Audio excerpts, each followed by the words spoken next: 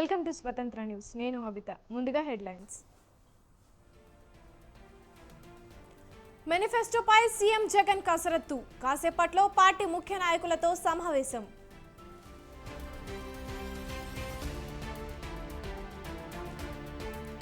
Kodali Nani nomination పై వివాదం. తప్పుడు సమాచారం చేర్చారంటూ రిటర్నింగ్ అధికారికి టీడీపీ ఫిర్యాదు.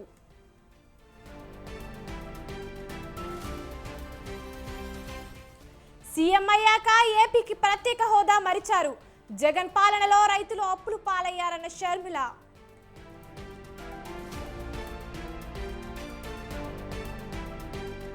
అధికారం పోగానే కేసీఆర్ ఏదేదో మాట్లాడుతున్నారు. రుణమాఫీ హామీ నిలబెట్టుకుంటామన్న కోమటిరెడ్డి.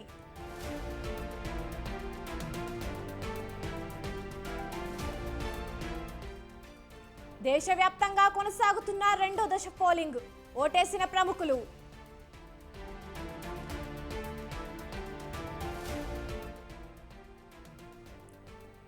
తెలుగు రాష్ట్రాల్లో మండుతున్న ఎండలు. ప్రజలు అప్రమత్తంగా ఉండాలన్న అధికారులు.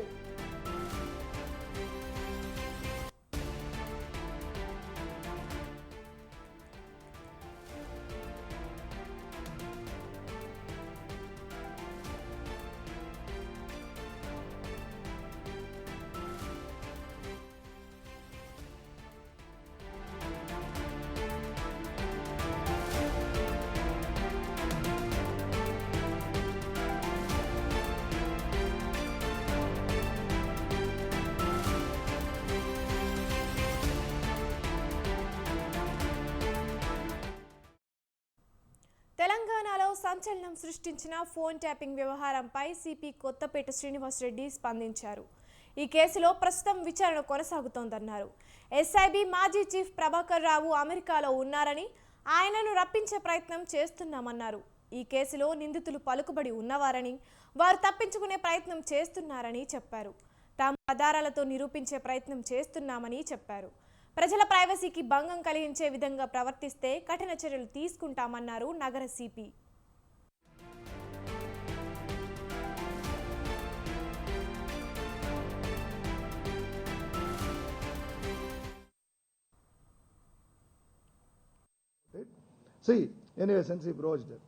పట్టుకోవట్లేదా ఆయన ఉంటే కదండి ఇక్కడ.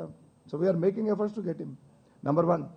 Number 2, accused of this, the snooping case are very smart, intelligent, they were influential. So they tried their best to, conceal evidence. We have tried our best to get them. And we are doing our best. And ఇప్పటికే ఒక 6 press notes ఇచ్చాం. అది ఇట్లా press meet పెట్టి చెప్పేది కాదు. వస్తుంది ఆ స్టేజ్ కూడా. But when it is required, we'll do it.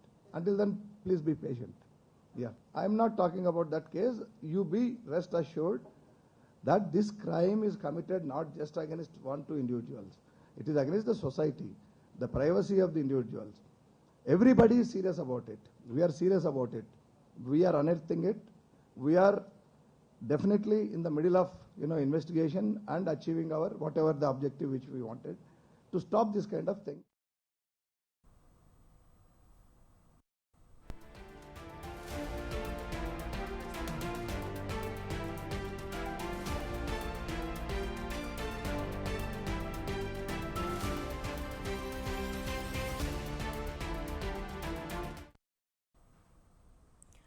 ఆగస్టులోగా 2 లక్షల రైతు రుణమాఫీ చేసి తీరుతామని మరోసారి స్పష్టం చేశారు సీఎం రేవంత్ రెడ్డి.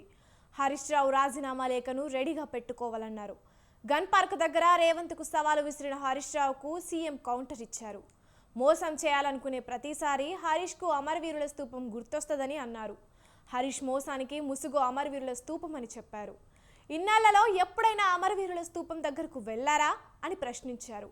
చాంతాడంత లేఖ రాసుకొచ్చి రాజీనామా లేఖ అంటున్నారని, స్పీకర్ ఫార్మెట్లో లేకపోతే రాజీనామా లేఖ చెల్లదన్నారు. హరీష్ రావుకు తెలివి మోకాళ్లలో కాదు అరికాలలో జారుకుందని సెటైర్ వేశారు. ఇప్పటికీ తాను రైతు రుణమాఫీకి కట్టుబడి ఉన్నానన్నారు రేవంత్ రెడ్డి.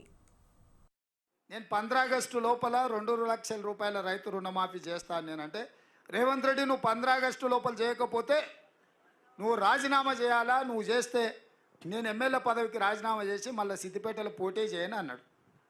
నేను ఆ సవాల్ను స్వీకరించి, మంచిది హరీష్ రావు గారు, నీ సిట్టి జేబులో పెట్టుకో రాజీనామాది, 15 ఆగస్టు తర్వాత సిద్దిపేటకు నీ శని వదులుతుంది, చింతమాడికలు పోయి చింతచెట్టు కింద వండుకో అని చెప్పిన. ఇవాళ ఏమంటుండే అమరవీరుల స్తూపం దగ్గరకు పోయి రైతు రుణమాఫీ కాదు ఇంకేంటి ఒక కండిషన్లు చెప్పి ఇవన్నీ చేసి ఇంత పెద్ద లేఖ రాసుకొచ్చింది. రాజీనామా లేఖ అట్లా ఉండదు. రాజీనామా లేఖ ప్రిస్క్రైబ్డ్ ఫార్మెట్లో స్పీకర్ గారు ఒక ఫార్మెట్ ఇస్తాడు. దాంట్లో ఒక్క పదము పొల్లు పోయినా ఆ కాగితమే చెల్లదు. మళ్ళీ ఈయన సీసపద్యం అంతా రాసుకోవచ్చండి. సీసపద్యం రాజీనామా పత్రం చెల్తుందా? పెద్ద తెలివి అనుకుంటుండే ఆయన. ఇప్పుడు కూడా నేను చెప్తున్నా హరీష్ రావు, నీ సవాల్ను స్పష్టంగా మేము స్వీకరిస్తున్నాం. 15 ఆగస్టు లోపల 2 లక్షల రూపాయల రుణమాఫీ చేస్తా, నీ రాజీనామా రెడీగా పెట్టుకో.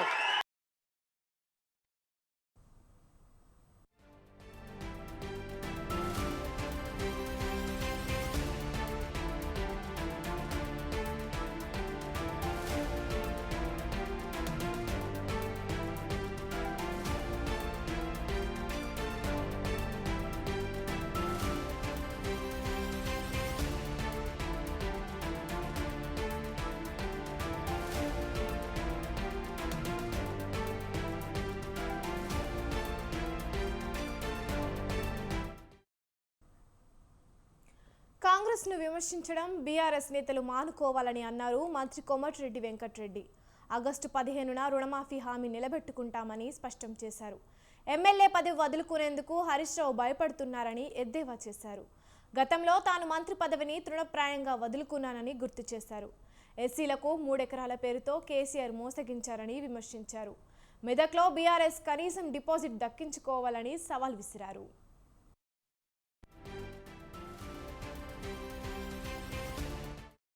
నాటకాల రాయుడు మరొకసారి పెద్ద జోకర్ లాగా మారిపోయి ఆయన ఏదో నిజంగా రాజీనామా ప్రొఫామాలో తీసుకొచ్చి అమరవీరుల స్థూపం దగ్గరికి వస్తారని చెప్పి ప్రజలందరూ అనుకునేమో కానీ మేము నమ్మలేదు. ఎందుకంటే అది మోసాలకే మారు పేరు హరీష్ రావు. ఆయన చూస్తే జాలేస్తుంది.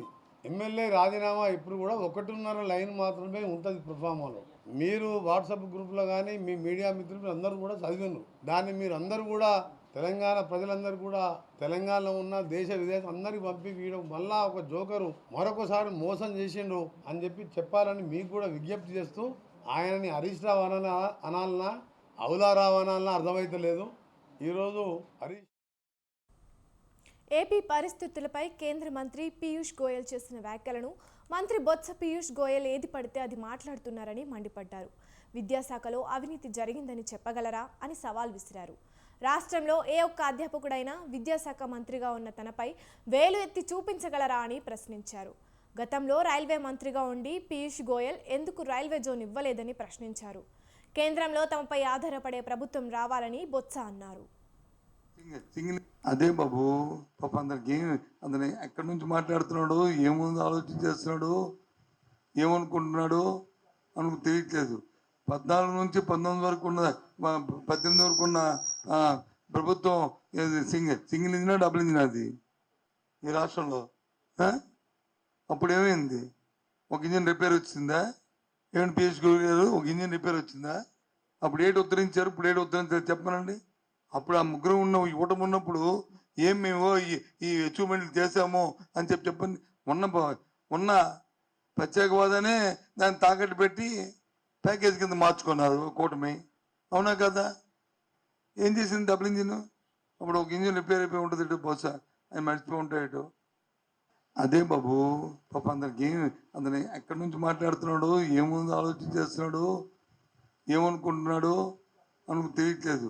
14 నుంచి 19 వరకు ఉన్న 18 వరకు ఉన్న ప్రభుత్వం సింగిల్ ఇంజినా డబుల్ ఇంజినా అది. రాజకీయ పద్మవ్యూహంలో చిక్కుకోవడానికి అభిమన్యుడిని కాదు అర్జునుడిని అంటూ విపక్షాలకు కౌంటర్ ఇస్తున్నారు జగన్. ఇదే తరహాలో ఎత్తుకు పై ఎత్తులు వేస్తూ విమర్శలను తిప్పికొడుతున్నారు సీఎం. పులివెందుల వేదికగా రెచ్చిపోయారు. ఏ ఒక్కరిని వదలలేదు, ఏ అంశాన్ని టచ్ చేయకుండా విడవలేదు. మీరా వైఎస్ఆర్ వారసులు, మీరు కాదా కుట్రలు అంటూ ఓవైపు చెల్లెలపై విరుచుకుపడుతూనే మరోవైపు విపక్ష నేతలపై నిప్పులు చెరిగారు.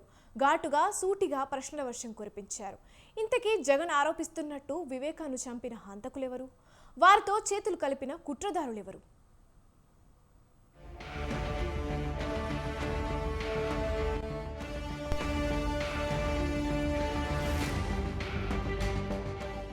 ఏపీ ఎన్నికల కురుక్షేత్రంలో పేదలకు పెత్తందారులకు మధ్య యుద్ధం జరుగుతోందన్న జగన్ రాజకీయ పద్మవ్యూహంలో అభిమన్యుడిలా చిక్కుకోనని అర్జునుడిలా బయటకు వస్తానని ధీమా వ్యక్తం చేస్తున్నారు.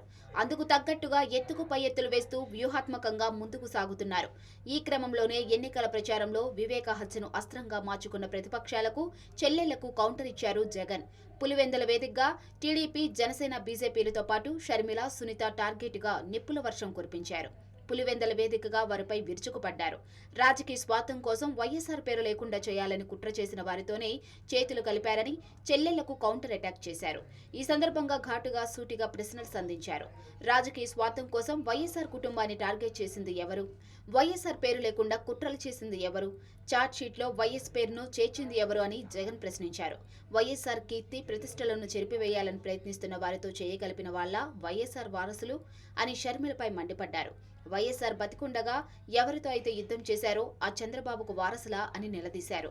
మరో వంక ఈ పేర్లే లేకుండా చేయాలని ఆరాట పడతా ఉన్న ఆ రెండు పార్టీలతో జతకట్టి తన సొంత లాభం కోసం, రాజకీయ స్వార్థం కోసం ఎవరు ఆ పేరు లేకుండా కుట్రలు చేస్తా ఉన్నారు అన్నది గమనించమని చెప్పి కూడా కోరుతా ఉన్నా.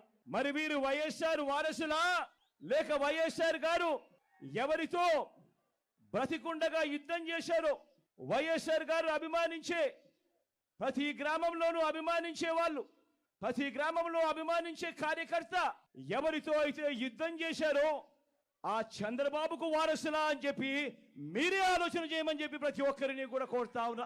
ఇక వివేక హత్య కేసుపై సంచలన వ్యాఖ్యలు చేశారు జగన్. చిన్నాన్న వివేకానందకు రెండో పెళ్లి అయింది వాస్తవం, సంతానం ఉన్నది వాస్తవం అన్న ఆయన వివేకను ఎవరు చంపారో, ఎవరు చంపించారో జిల్లాలో అందరికీ తెలుసన్నారు. బురద జల్లేందుకు ఇద్దరు చెల్లెమ్మలను ఎవరు పంపించారో, వారు వెనక ఎవరు ఉన్నారో కూడా తెలుసన్నారు. అలాగే వివేకను చంపిన హంతకుడికి ఎవరు మద్దతిస్తున్నారో అందరూ చూస్తున్నారని ధ్వజమెత్తారు. చిన్నాన్నను అన్యాయంగా ఎన్నికల్లో ఓడించిన వాళ్లతో చట్టాపట్టాలేసుకుని తిరుగుతున్నారని, ఇప్పుడు వారినే గెలిపించమనడం కంటే దిగుజారుడు ఏమంటుందని షర్మిల, సునీతపై మండిపడ్డారు. మా వివేకం చిన్నాన్నను ఎవరు చంపారో, ఎవరు చంపించారో ఆయనకు, ఆ దేవుడికి, ఈ జిల్లా ప్రజలందరికీ కూడా తెలుసు ఏం జరిగింది అన్నది. కానీ బురద జల్లేందుకు ఇద్దరు చెల్లెమ్మలను ఎవరు పంపించారో, వారు వెనకాల ఎవరు ఉన్నారో మాత్రం మీ అందరికీ కూడా రోజు కనిపిస్తూనే ఉంది. ఇంకా ఆశ్చర్యం ఏమిటో తెలుసా? వివేకం చిన్నారను అతి దారుణంగా చంపి, అవును నేనే చంపాను అని అతి హేయంగా బహిరంగంగా చెప్పుకుంటూ తిరుగుతున్న హంతకుడికి మద్దతిస్తున్నది ఎవరు? మీరే రోజు చూస్తున్నారు కదా అని అడుగుతా ఉన్నాను. చిన్నారను అన్యాయంగా ఎమ్మెల్సీ ఎన్నికల్లో ఓడించిన వారితోనే, సంఖ్యాబలం లేకపోయినా కూడా ప్రలోభాలతో, అధికార బలంతో ఓడించిన వారితోనే ఈరోజు చట్టా పట్టాలు వేసుకొని తిరుగుతా ఉన్నారు అనంటే దానికి అర్థమేమిటి అని చెప్పి ఈ సందర్భంగా అడుగుతా ఉన్నా. నోటాకు వచ్చినన్ని ఓట్లు కూడా రాని కాంగ్రెస్ పార్టీలో చేరి కుట్రలు చేస్తున్నారని మండిపడ్డారు జగన్. రాష్ట్రాన్ని దుర్మార్గంగా విడగొట్టి ఏపీకి అన్యాయం చేసిన ఆ పార్టీకి ఓటు వేస్తే ఎవరికి లాభమో అందరూ ఆలోచించాలన్న సీఎం, వైసీపీ ఓట్లు చెల్లిస్తే చంద్రబాబుకు విపక్ష కూటమికే లాభమన్నారు జగన్. కాంగ్రెస్ పార్టీకి ఓట్లు ఎన్నొచ్చాయి?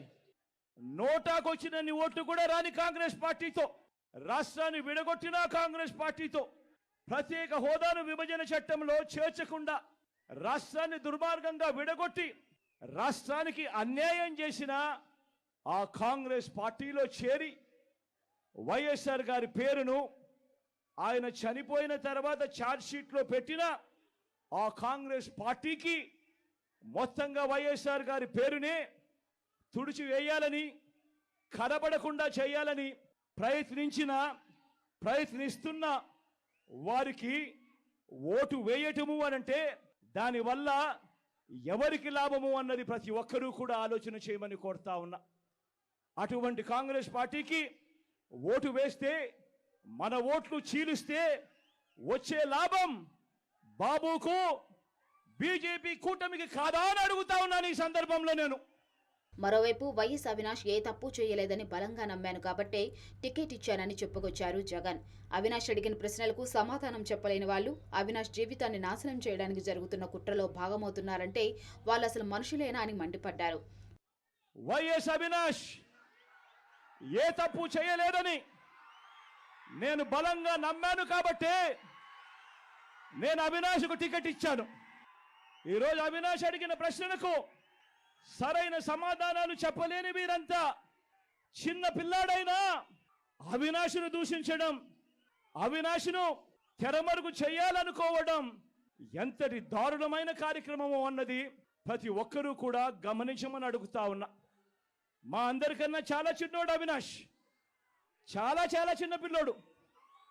అటువంటి పిల్లోని జీవితం నాశనం చేయాలని చెప్పి నిజంగా ఇంత పెద్ద పెద్ద వాళ్ళందరూ కూడా కుట్రల్లో భాగం అవుతా ఉన్నారంటే నిజంగా వీళ్ళంతా మనుషులేనా అని చెప్పి సందర్భంగా అడుగుతా ఉన్నా. మొత్తానికి పులివెందుల వేదికగా అటు షర్మిలకు ఇటు విపక్ష నేతలకు కౌంటర్ ఇచ్చారు జగన్. అయితే ఆయన చేసిన ఈ సంచలన వ్యాఖ్యలు ఇప్పుడు రాష్ట్ర రాజకీయాల్లో హాట్ టాపిక్ గా మారాయి. జగన్ ఆరోపిస్తున్న ఆ హంతకులెవరన్న చర్చ జోరుగా సాగుతుంది.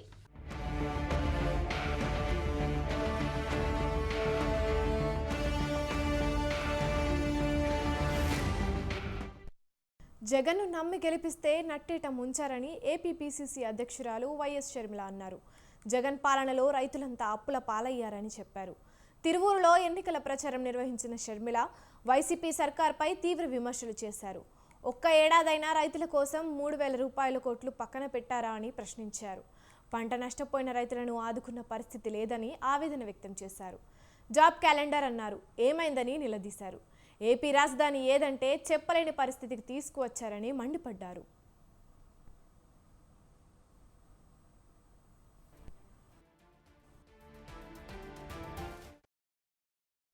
నిజమైన ఉద్యమమైనా చేశాడా జగన్మోహన్ రెడ్డి గారు? ప్రత్యేక హోదా కోసం, మన ప్రత్యేక హోదాని, మన బిడ్డల భవిష్యత్తుని బీజేపీకి తాకట్టు పెట్టాడు జగన్మోహన్ రెడ్డి గారు. ఇటు జగన్మోహన్ రెడ్డి గారైనా ఇటు చంద్రబాబు గారైనా దొందే ఎవరి రాజకీయాలు వాళ్ళు చూసుకుంటున్నారు. బీజేపీతో పొత్తులు ఇద్దరూ పెట్టుకున్నారు. ఒకరు బహిరంగంగా పెట్టుకున్నారు, ఒకరు అక్రమంగా పెట్టుకున్నారు.